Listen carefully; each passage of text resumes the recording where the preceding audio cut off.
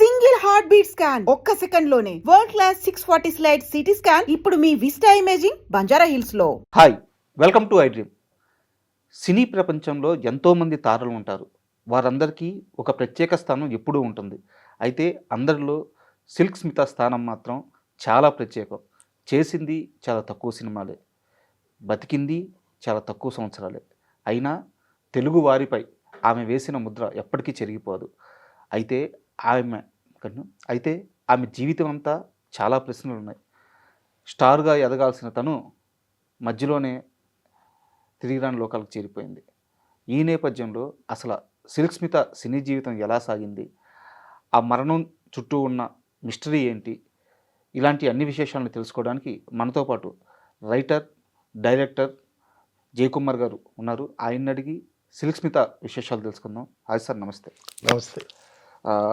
Silk Smitha ఈ పేరు అనగానే ఒక రకమైన ఉద్యోగం వస్తుంది సార్. అది ఏంటంటే ఎంతో గొప్ప స్టార్ అవ్వాల్సిన నటి, డ్యాన్సర్ అయ్యింది, హైట్స్ కూడా చేరుకుంది. అయితే ఎందుకో అర్ధాంతరంగా జీవితం ముగిసిపోయింది. సరే, అది ఎన్నో సంవత్సరాలుగా ఉన్న మిస్టరీ. అది కాసేపు పక్కన పెడితే సిల్క్ స్మిత గారితో మీకున్న ఒక ప్రత్యేక ప్రయాణం ఉంది. అది అంటే అందరితో ఉండే ప్రయాణమే, ప్రత్యేక ప్రయాణం ఏం కాదు. ప్రత్యేక ప్రయాణం ఎందుకంటున్నానంటే ఆమె కెరీర్ స్టార్టింగ్లో తొలినాళ్లలో ఆమెని రిజెక్ట్ చేసిన మొదటి మనిషి మీరని మీ మీద కోపం అంటారు. ఈ సిల్క్ స్మిత గారి గురించి చెప్పటానికి ముందు ఒక చిన్న విషయం. నేను ఈవీవి సత్యనారాయణ గారి దగ్గర తాళి అనేటటువంటి ఒక మంచి సినిమా చేశాను. 100 days ఆడిందండి. శ్రీకాంత్ గారు హీరో. ఈవీవి సత్యనారాయణ గారు చేసేటటువంటి సినిమాలకి చాలా భిన్నమైన సినిమా అది తాళి అనేది. దానికి అసలు పూజ షాట్ తీసింది బిఎస్ఆర్ స్వామి గారు. ఆయన ఏమన్నారంటే తాళి అనేది చాలా పవర్ఫుల్ టైటిల్ అండి అని అన్నాడు. అలాగే ఆ కథ కూడా చాలా హెవీగా ఉంటుంది. అవును, చాలా పవర్ఫుల్ స్టోరీ, చాలా బాగా తీశాడు ఈవీవి సత్యనారాయణ గారు. సో ఈవీవి సత్యనారాయణ గారికి నాకు ఒక గ్యాప్ వస్తే ఈవి సత్యనారాయణ గారి దగ్గరికి వెళితే తాళి సినిమాకి కో డైరెక్టర్గా పెట్టుకున్నాడు ఆయన. పెట్టుకున్న తర్వాత అప్పుడు హైదరాబాద్లోనే ఉంటున్నాము. మెడ్రాస్ తీసుకెళ్లారు. అక్కడ పాపగ్రౌండ్ హోటల్లో ఒక సూట్లో ఉన్నాము. ఉండేటప్పుడు కో డైరెక్టర్కి జయకుమార్కి హీరోని తెచ్చి చూపించండి అని చెప్పాడు ఆయన. ఆ ప్రొడక్షన్ మేనేజర్ము హీరోయిన్ తీసుకొచ్చి నాకు చూపించాడు. హీరోయిన్ చూపించాడు. అది ఎవరు? రాశి. ఓకే, రాశి రాశిని చూశాను. వాళ్ళ ఫాదర్ కూడా వచ్చాడు. చూసిన తర్వాత సరే మీరు వెళ్ళండి, నేను మాట్లాడతాను ఈవీవి గారితో అన్నా. ఆడు వెళ్ళిన తర్వాత నేను ఈవీ గారి దగ్గరికి వెళ్ళా. చూసావా రాశి ఎలా ఉంది అని అన్నాడు. సార్, సబ్జెక్ట్ ఏమో తాళి, చాలా హెవీ డ్రామా, హీరోయిన్ చాలా డ్రామా మోయాలి. ఈ రాశి ఏమో చిన్నపిల్లలకు కనిపిస్తుంది, ఆ క్యారెక్టర్లో ఫిట్ ఇన్ అవుద్దా అని డౌట్గా ఉందండి నాకు అని అన్నా. అలాగా అని అన్నాడు. అని అప్పుడు వేరే షూటింగ్ కూడా జరుగుతూ ఉంది. ఆ షూటింగ్ పనిలో పడ్డాడు ఆయన. తర్వాత కొద్ది రోజులకి రాసి అక్కర్లేదు అని అన్నాడు ఈవీవి గారు అనేటట్టు విషయం నాకు తెలిసింది. ఓకే.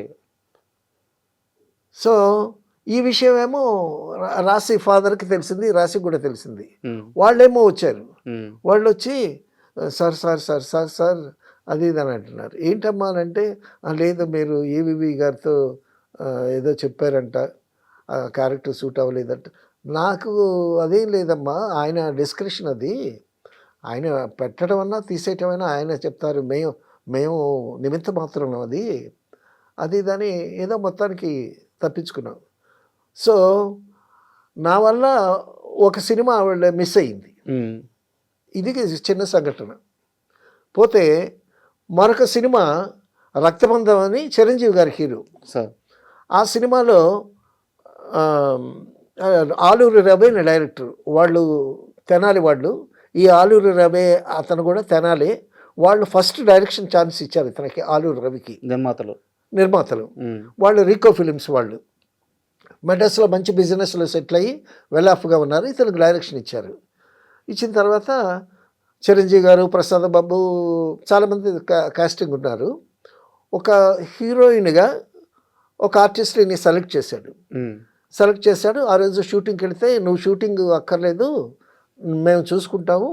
ఒక అమ్మాయి వస్తది. ఆ అమ్మాయిని కాస్త డైలాగ్ ప్రాక్టీస్ ఇయ్యి" అది ఇది అని చెప్పాడు. చెప్తే సరే అని చెప్పాను నేను. సరే నేను ఆ పక్కన గదిలో కూర్చొని అమ్మాయికి డైలాగ్ ప్రాక్టీస్ 10:30 నుంచి 12:30 వరకు డైలాగ్ చెప్తున్నాను నేను. చెప్తున్నాను. నాకు సాటిస్ఫాక్టరీగా లేదు ఆ అమ్మాయి. తర్వాత డైరెక్టర్ ఫ్రెండ్ ఆలూరి రవి అని ఆయనతో చెప్పా. ఏమండి అమ్మాయి బాగలేదు, డైలాగులు కూడా బాగలేవు, ఎక్స్‌ప్రెషన్స్ కూడా రావట్లేదు, భాష కూడా సరిగ్గా రావటం లేదు, అమ్మాయి పెద్దగా చదువుకున్నట్లేదు. సో మరి ఆ అమ్మాయిని పెట్టొద్దంటావా అని అన్నాడు. పెట్టడం పెట్టకపోవటం అనేది మీ ఇష్టం. ఇబ్బంది అయితే ఉంది.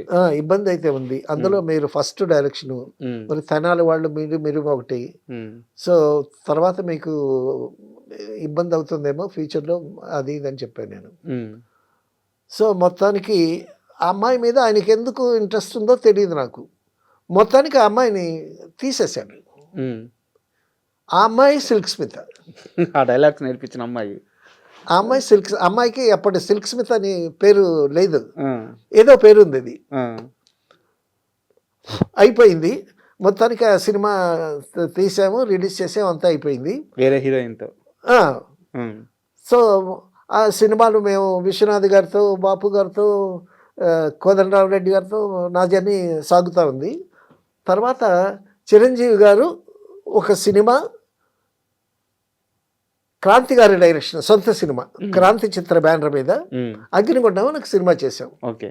క్రాంతి గారి ఫస్ట్ డైరెక్షన్ సినిమా. ఆ సినిమాలో ఒక సాంగ్ ఉంది. ఆ సాంగ్ ఎవరు చేయాలి? అప్పటికి సిల్క్ స్మిత ఆ సాంగ్ చేయాలి. అప్పటికి స్టార్ అయిపోయింది ఆ అమ్మాయి. స్టార్ అయిపోయింది. షూటింగ్కి వచ్చిందండి. షూటింగ్కి వచ్చి కూర్చున్నది, కాళ్ళ మీద కాలు కూర్చున్నది, ఏదో తాగుతూ నన్ను ఇట్ట చూసింది. చూస్తే నేనేమో ఫైల్ పట్టుకొని నేను కూడా అమ్మాయిని చూస్తే, నేను ఫైల్లో ఏదో సాంగ్ ముందు లీడ్ సీన్ ఒకటి ఉంటుంది, ఆ లీడ్ సీన్ ఆ డైలాగ్లో చూసుకుంటున్నాను నేను. తర్వాత మళ్ళీ అటు చూస్తే మళ్ళీ నన్నే స్టేజ్ చేస్తూ ఉంది. అలాగే 2-3 సార్లు చూసింది. నన్ను చూసి ఇలా ఉంది అనేసరికి నేను తలకాయ పక్కన తిప్పుకొని మళ్ళీ ఫైల్లో దృష్టి పెట్టా. మళ్ళీ చూసరికి ఇలా ఉంది. నేను వెళ్ళకపోయేసరికి అసిస్టెంట్ చేత కబురు పెట్టింది. సరే మరి అమ్మాయి స్టారు, మరి వెళ్ళాలి, సాంగ్ ముందు లీడ్ సీను, ఆ సీన్ ఏమిటో డైలాగులు ఏమిటో చెప్పాలి ఆవిడకి. సరే వెళ్ళాను. అమ్మా ఏమిటమ్మా అంటే నన్ను చూసి, మనం ఎక్కడో కలిసినట్టున్నామే అని రాగం తీసింది. కలిసే ఉంటామమ్మా, మరి ఫీల్డ్లో ఉండేటప్పుడు ఎక్కడో కలుస్తాం కదా, ఎక్కడ కలిసాము అని అంది. అనంటే ఏదో సినిమాలో కలిసామని. గుర్తులేదా మీకు అని అంది. రక్తబంధం అని చిరంజీవి గారి సినిమా అప్పుడు కలిసాను. మరి కలిసాం కదా, మరి గుర్తులేదంటారేంటి అని రాగాలు తీస్తుంది. అంటే అప్పుడు కాదన్నామని తర్వాత తనకు తెలిసింది ఏంటంటే, మా కో డైరెక్టర్ చెప్పాడు నువ్వు బాగాలేదన్నావంటే డైరెక్టర్ ఆవిడతో చెప్పేసి గుర్తుపెట్టుకుంది. ఈడు ఎక్కడ దొరుకుతాడు అనుకుందో అని. దొరికాను కదా ఇక్కడ, టీచ్ చేస్తుంది. సరే ఆవిడేదో మాట్లాడుతుంది, నేనేదో మాట్లాడుతున్నాను. సిల్క్ స్మిత్తో మాట్లాడటం క్రాంతి గారికి ఇష్టం లేదు. రావయా అని అన్నాడు. వెళ్ళా. ఏంటి దాంతో అంతసేపు మాట్లాడుతున్నావు ఏంటి అని అన్నాడు. అని అంటే ఇంతలోకి చిరంజీవి గారు వచ్చారు. ఏంటంటే ఏమైంది అని అంటాడు. ఏం లేదు అన్నగారు, చిరంజీవి గారితో చెప్పాను నేను, ఫలాని సినిమాలో రక్తబంధ సినిమా మనం చేసాం కదంటే, మీరు హీరోగా చేసాం కదా, అప్పుడు డైరెక్టర్ ఆలూరి రవి ఈ అమ్మాయి మీద ఇంట్రెస్ట్తో అమ్మాయిని సెకండ్ హీరోయిన్గా పెడదామని చెప్పాడు. నన్ను డైలాగ్ ప్రాక్టీస్ ఇవ్వమన్నాడు, ప్రాక్టీస్ ఇచ్చాను నేను, ఆ సాటిస్ఫాక్టరీ లేదని చెప్పాను, అమ్మాయిని తీసేసాడు. సో దానికి అమ్మాయి ఆ సినిమా మిస్ అవడానికి నేను కారణమని ఆవిడకి తెలిసి ఇప్పుడు నన్ను పట్టుకొని ఎప్పుడు సంగతో పట్టుకొని నన్ను టీచ్ చేస్తుందండి అని అన్నా. అనేసరికి ఇది ఇలా ఉందా. ఆ సాంగ్ ముందు లీడ్ సీన్ ఏంటంటే, సిల్క్ స్మిత్ని చిరంజీవి గారు కొడతాడు. కోయిన్సిడెన్స్ చూడండి. ఆ, అప్పుడు సుమి అన్నగారు మరి ఇలా టీచ్ చేస్తుందండి నన్ను. ఉమ్, ఏం చేస్తాను, నేనేం చేస్తాను, డైరెక్టర్ చెప్పిందే నేను చేశాను. అమ్మాయి డైలాగ్ ప్రాక్టీస్ ఇవ్వమన్నాడు, ప్రాక్టీస్ ఇచ్చాను. బాగుందా లేదా అని అడిగాడు నన్ను. బాగాలేదు, I'm not happy with your dialogue అని చెప్పాను. డైరెక్టర్ తీసేశాడు. నాది తప్పేముందండి అన్న. కరెక్టే, నువ్వు కరెక్టే, ఉండులే అని అన్నాడు చిరంజీవి గారు. చిరంజీవి గారు. ఆ, అప్పుడు చిరంజీవి గారు చాలా సరదాగా ఉండేవాళ్ళు. ఆ, ఆ బిగినింగ్లో క్రాంతి కుమార్ సినిమా స్టాఫ్ అందరితో చాలా సరదాగా ఉండేవాడు సార్. అప్పుడు. తర్వాత ఆయన పెరిగిపోయాడు. అవును. ఆయన చుట్టూ ప్రొడ్యూసర్లే, డైరెక్టర్లు. మాకెక్కడ అవకాశాలు ఉంటాయి? ఉమ్, ఆ? ఎక్కడైనా షూటింగ్ దగ్గర కనిపించినప్పుడు హాయ్ జయ ఉమ్, ఉమ్, అంటాడు. ఆ పలకరింపులు, ఆ చిలకరింపులు అవన్నీ అలాగే ఉన్నాయి. అలాగే ఉన్నాయి. సూపర్. ఇప్పుడు కూడా కనిపించిన ఒక్కోసారి హాయ్ జయ అంటాడు, ఉమ్, హాయ్ కుమార్ అని అంటాడు. గర్ల్ ఫ్రెండ్ని పిలిచాడు, హాయ్ జయ అంటాడు. ఆ, అలా సరదాగా ఉండేవాడు ఆయన. ఉమ్, సరే నేను చూసుకుంటానులే అన్నాడు. ఉమ్, సరే క్రాంతి గారు కూడా నవ్వారు. ఆవిడ ఏంటి, సిల్క్ స్మిత కాలు మీద కాలేసుకొని స్టైల్గా కూర్చుని, ఉమ్, పెద్ద హీరోలు ఎవరు వచ్చినా సరే కాలు మీద కాలు తీసేది కాదంటండి. సార్. ఎందుకంటే ఇది నా కాలే, నా కాలు మీద నేను కాలేసుకుంటాను, నీకేంటి. అప్పటి పుష్ప. అప్పటి పుష్ప అనమాట. నిజంగా పుష్ప అండి. పుష్పమే అమ్మాయి. ఆ, ఆ అమ్మాయి కళ్ళు, ఆ అమ్మాయి ఫేసు, సార్. ఆ అమ్మాయి ఆ ఫేస్లో ఉండేటువంటి గ్లో ఉమ్, అసలు చూస్తేనండి ఫోటోగ్రఫీలో ఎంత అందంగా ఉండేదో. తర్వాత అమ్మాయి కళ్ళలో ఒక మ్యాజిక్ ఉందండి. సార్. ఆ మ్యాజిక్కే పడిపోయారు అందరూ. ఉమ్, పెద్ద నటి కాదు, బట్ క్లోజప్ తీస్తే మాత్రం భలే ఉంటుంది. సార్. ఏంటి, కమల్ హాసన్తో తమిళ్లో సినిమాలు ఏమి ఎంత అద్భుతంగా చేసింది, ఎంత స్టార్ అక్కడ. సరే అదే పక్కన పెడితే, సరే నేను చేసుకుంటాను తమ్ముడు అన్నాడు చిరంజీవి గారు. నేను చూసుకుంటాను అన్నారు. నేను చూసుకుంటాను అన్నాడు. ఉమ్, అన్న తర్వాత కాలు మీద కాలేసి కూర్చుంటుంది ఉమ్, అని క్రాంతి గారికి కూడా.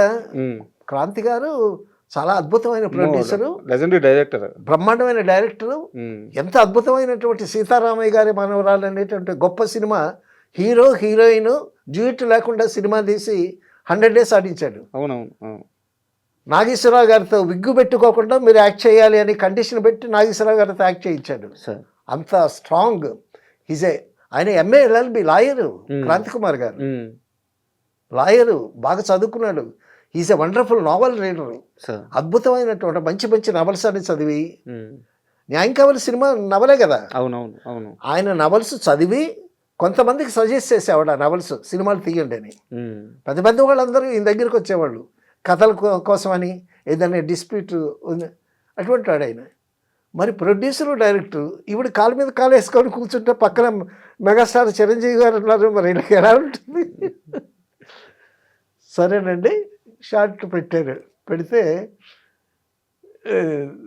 చిరంజీవి గారు డైలాగ్ చెప్పుకుంటూ వస్తే ఆవిడేమో ఫోర్స్గా చిరంజీవి గారి దగ్గరికి వస్తుంది. ఉమ్, చిరంజీవి దగ్గరికి వస్తే చిరంజీవి గారు ఏమో ఇటు చూశారు, క్రాంతి గారు ఇట్లా అన్నాడు. కొట్టారా నిజంగా? చెప్పేది కొట్టాడు. ఆ, కొట్టేసరికి అమ్మో కింద జారిపోయింది. యాక్షన్ తక్కువ, రియాక్షన్ ఎక్కువ. ఓకే. ఆయన జస్ట్ అట్ట. ఆ, ఆ, ఇది నెమ్మదిగా ఇట్లా కొట్టాడు. కొట్టేసరికి ఓవర్ ల్యాప్ ఉంటుంది అనుకున్నారు. ఆ, జస్ట్ లైట్ తగిలి అక్కడ అప్పుడు ఉడుకులో రాసి అమ్మాయిని సవరు తీసి మళ్ళా కాసేపు పాసిఫై చేసి తర్వాత షార్ట్ తీసామన్నమాట. అంటే ఎప్పుడో పనికిరాదు ఈ అమ్మాయి అని అన్న విషయాన్ని అప్పటి వరకు గుర్తుపెట్టుకొని, అంటే జరిగినటువంటి అవమానాల్ని వాళ్ళు గుర్తుపెట్టుకుంటారండి. గుర్తుపెట్టుకొని వాటన్నింటినీ ఆ అవమానాల్ని దిగమింగుతూ మనం పైకి ఎదగాలి అనేటటువంటి కసి వాళ్ళలో పెరిగి దాని మీద బాగా కృషి చేసి పైకి వచ్చినటువంటి మనుషులు చాలా మంది ఉన్నారు. నిజంగానే సిల్క్ స్మిత గారికి ఇండస్ట్రీలో చాలా అవమానాలు ఎదురని. చాలా అంటే ఇప్పుడు అవమానం అంటే ఇప్పుడు మీరు ఆ క్యారెక్టర్కి సెట్ అవ్వట్లేదని రిజెక్ట్ చేయడం అవమానం కాదు, అది నిర్ణయం.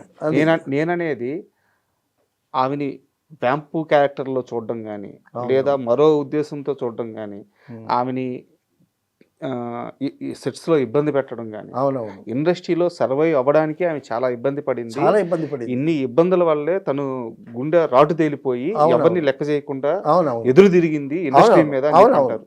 తర్వాత అండి ఆవిడ హీరోయిన్ అయిపోయిన తర్వాత మంచి మార్కెట్ వచ్చిన తర్వాత ఆవిడకి ఒక ఫంక్షన్లో ఆవిడ కొరికిన యాపిల్ సార్ వేలం వేస్తేనండి 25,000 రూపీస్ కొన్నాడు ఒకడు.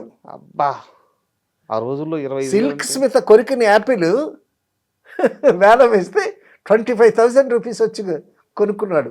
అంత క్రేజ్ సిల్క్ స్మిత. ఏ హీరోయిన్కి లేదేమో అప్పుడు అంత క్రేజ్.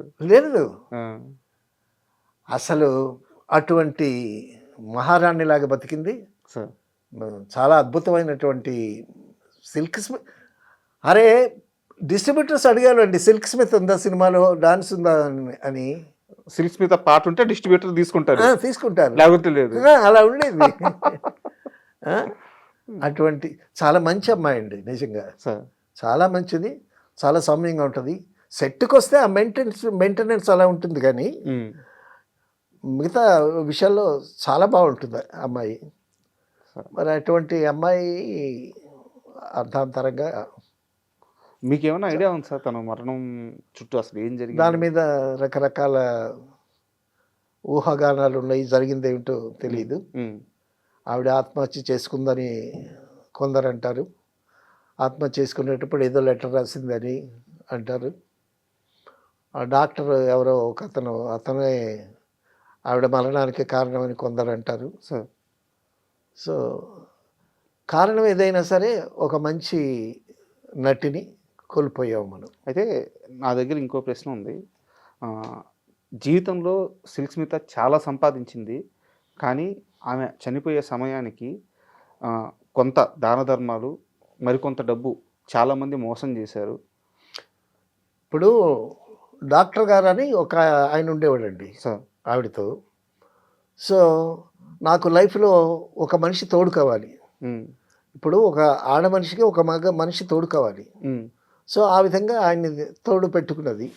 తోడు పెట్టుకున్న తర్వాత ఈ అమ్మాయి వైభవం చూసి అతను బెత్తరపోయాడు. బెత్తరపోయి ఏమన్నాడంటే, నువ్వు ఎన్నాళ్ళని ఈ వ్యాంప్ వేషాలు డాన్సులే చేస్తావు, నువ్వు హీరోయిన్ అవ్వాల్సిన దానివని చెప్పి అమ్మాయికి ఎక్కించి ఆ అమ్మాయి చేత సినిమాలు తీయించాడండి. సినిమాలు తీయించి ఆ సినిమాలు దెబ్బతిన్నాయి. ఈవిడ ఎప్పుడైతే సినిమాల్లో హీరోయిన్గా అనుకున్నదో మిగతా ఈ ప్రైవేట్ సాంగ్స్కి పిలవటం మానేశారు. ఆ విధంగా అటుకుపోయింది ఈ సినిమాలు వాళ్ళ. ఆ విధంగా లాస్ పడ్డది. తర్వాత సో ఈవిడ వైభవం క్యాండిల్ లాగా కరిగిపోతుందని తెలిసి నా డాక్టరు జాగ్రత్త పడి అంతా వెనకేసుకున్నాడు కూడా. సో ఆ విధంగా మరి ఆఖరికి ఉరిపోసుకొని చనిపోవటం అనేది చాలా భయంకరమైనటువంటి దృశ్యం అది. అయితే అదే అంటారు సార్, చాలా తక్కువ వయసులో చనిపోయారు. అవునవును. కానీ ఈ రోజుకి ఎన్ని సంవత్సరాలు అయింది సార్ మన మధ్య నుంచి వెళ్ళిపోయి. అవునవును. కానీ ఆమె ఇచ్చిపోయిన ఆ జ్ఞాపకాలు కానీ, ఆ స్టార్డమ్ కానీ అందరికీ అలాగే గుర్తుండిపోయినాయి కదా, ఆ పాటలు కానీ, డాన్స్ కానీ. So great person sir, great person. Thank you very much. ఎందుకంటే ఇలాంటి గొప్ప గొప్ప వాళ్ళ గురించి మీలాంటి సీనియర్స్ చెప్తేనే ఈ జనరేషన్కి తెలుస్తుంది. సో మీ విలువైన సమయం ఇచ్చి మేము అప్పట్లో పని చేయటం అనేది 70s నుంచి 80s వరకు అదొక స్వర్ణయుగం.